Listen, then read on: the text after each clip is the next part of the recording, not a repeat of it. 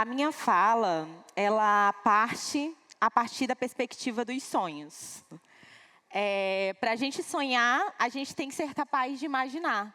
Então, eu convido vocês a imaginarem esses cenários hoje comigo. Aí na foto sou eu. Eu nasci em 1995, no território amazônico da Baixada Maranhense.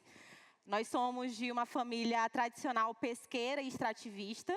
Então, os meus avós, Emília e Felipe, eles criaram 13 filhos com a quebra do coco-babaçu, a pesca e o trabalho na roça. Porém, eu cresci, me criei e hoje vivo na periferia de São José de Ribamar, também no Maranhão, onde os meus pais, Marcos e Elisa, iniciaram a nossa família. Eu lembro que, quando eu era muito pequena, eu sempre tenho as minhas maiores lembranças desses dois espaços, o campo e a periferia. E muitas pessoas compartilham disso também, em especial nesse território amazônico. Então, isso sempre fez muito parte da minha vivência. Assim também como os sonhos. Eu lembro que quando eu era muito pequena, a minha principal característica, aquilo que eu mais lembro das pessoas falarem sobre mim, e eu acho que é muito importante as lembranças que a gente tem quando a gente é criança sobre o que as pessoas falam a respeito de nós. Esses dias eu escutei uma frase que diz que a memória é aquilo que nos lembra quem nós somos. E eu lembro que quando eu era muito pequena, as pessoas sempre repetiam: Karina é uma sonhadora. Karina sonha demais.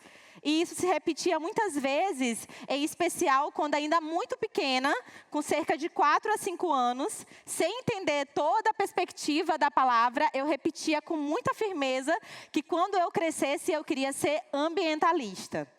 Eu não tinha noção de tudo que essa palavra representava, mas como ela me lembrava meio ambiente, eu amava o meio ambiente, eu falava: eu vou ser ambientalista.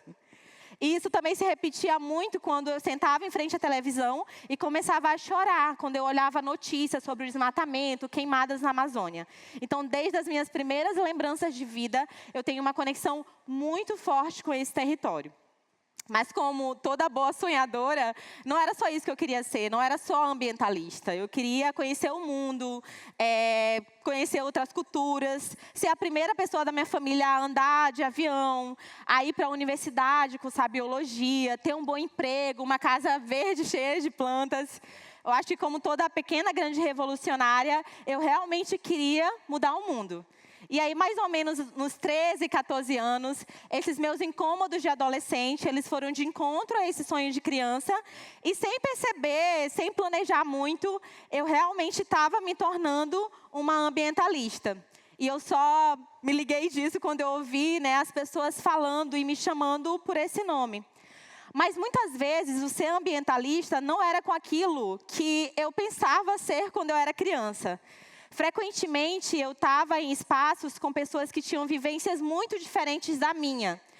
Devo dizer, geralmente pessoas brancas, muito ricas, do Sudeste, que nunca tiveram a oportunidade de pisar no Norte e Nordeste do Brasil. E que não conheciam e nem têm dimensão de toda a diversidade que a gente tem aqui na Amazônia. E eu lembro que, às vezes, ouvir alguns discursos me incomodava muito, porque eu ouvia aquelas pessoas repetirem que o que eu ouvia ser o sonho das pessoas de onde eu vim era tido como um problema.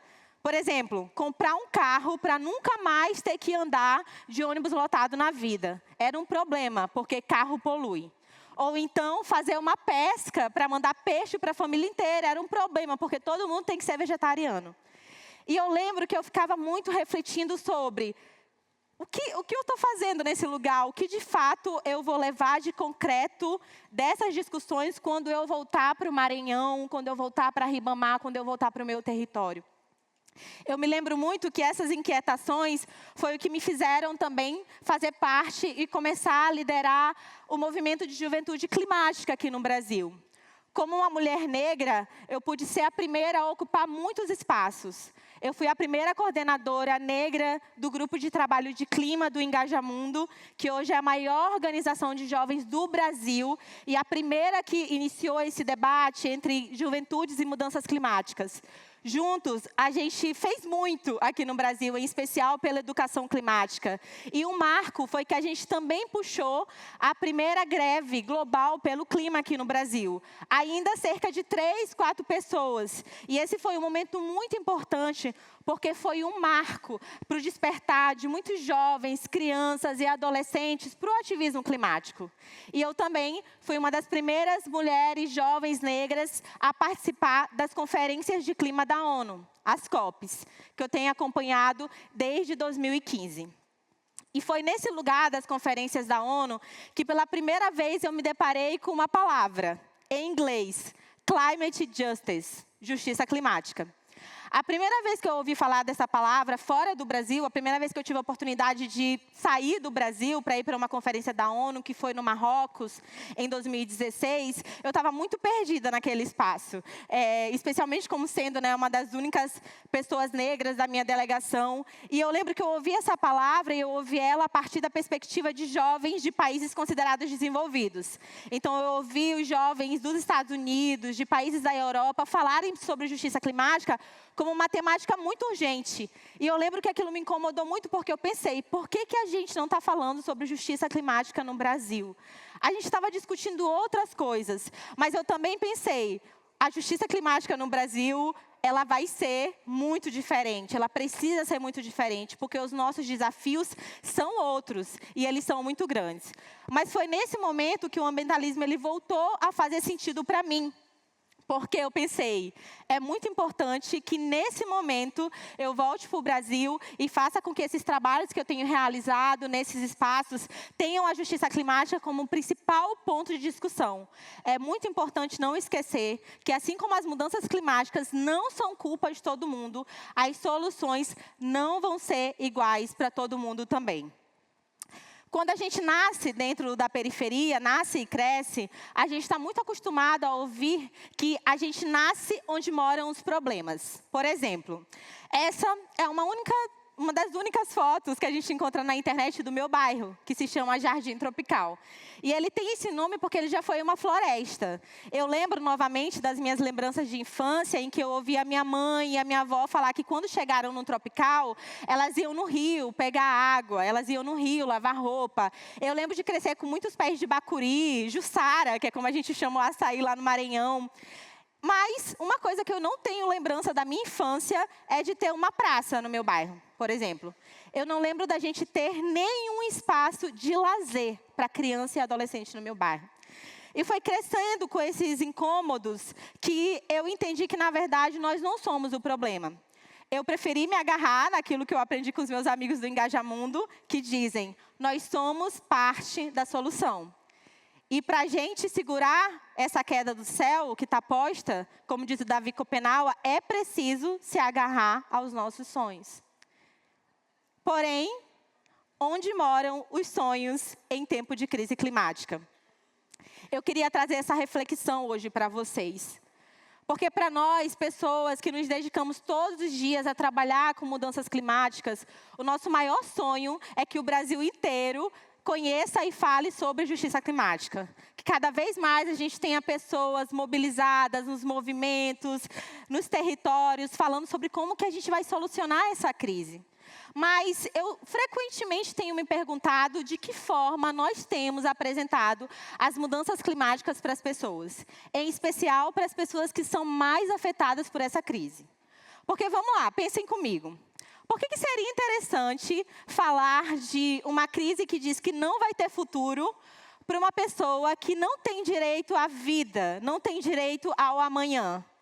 Por que seria interessante apresentar dados que dizem que a gente não tem muito mais perspectiva de vida para um jovem negro que pode ser assassinado a cada 20 minutos no Brasil?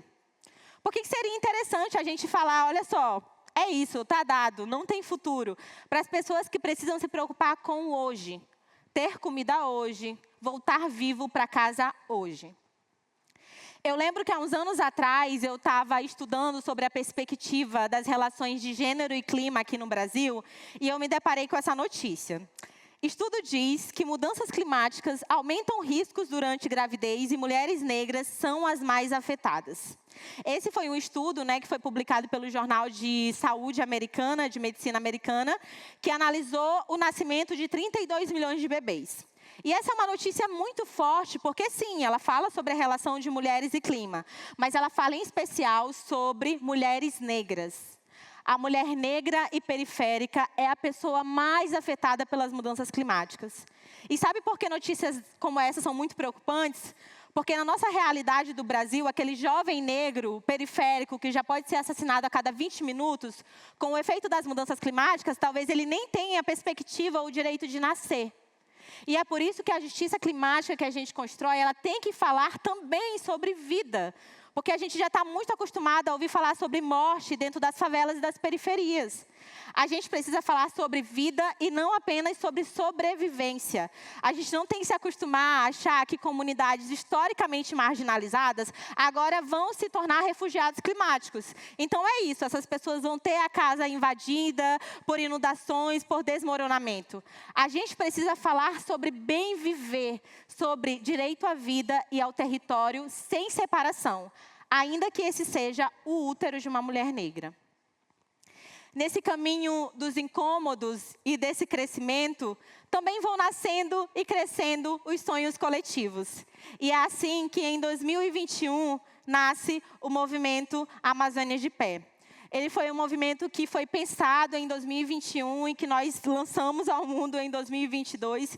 E hoje ele já conta com mais de 350 organizações parceiras, mais de 21 mil voluntários, que são pessoas que ao redor do Brasil têm coletado assinaturas para a criação de um projeto de lei de iniciativa popular pela proteção das florestas públicas. A gente acredita na Amazônia de Pé que, celebrando as culturas, a gente preserva, sim, os nossos territórios.